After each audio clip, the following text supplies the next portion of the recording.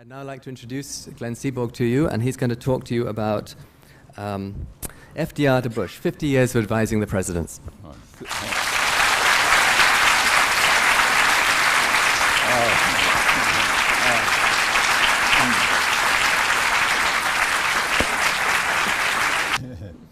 Thank you very much, James.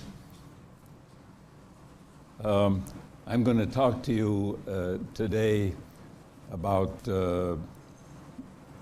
non-scientific things, about other aspects of my life. The fact that I've been the advisor to 10 presidents of the United States, and that I've met a number of other interesting people.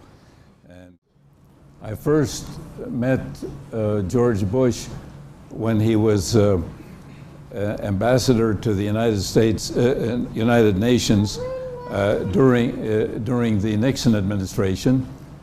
Here I am with him with the 40 Science Talent Search winners in 1981 when he was vice president.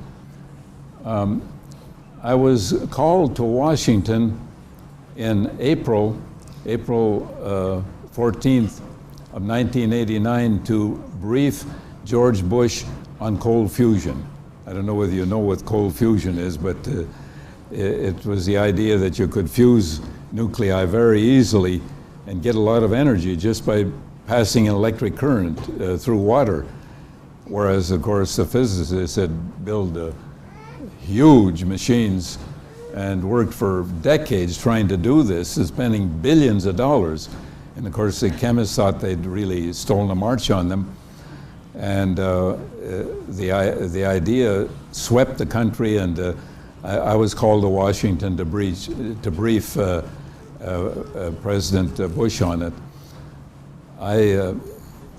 It was a real dilemma. What should I do? And I decided, well, I'm going to take my background as a nuclear scientist and really come to the sensible conclusion that this work was not right, that it was really, well, you might say really cold. You couldn't do it. And so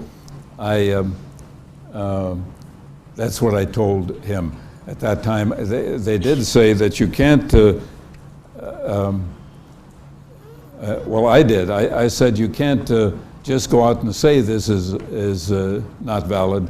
You're going to have to create a high-level panel that'll study it for 6 months, and then they'll come out and tell you it's not valid, and that's what he did. On this occasion.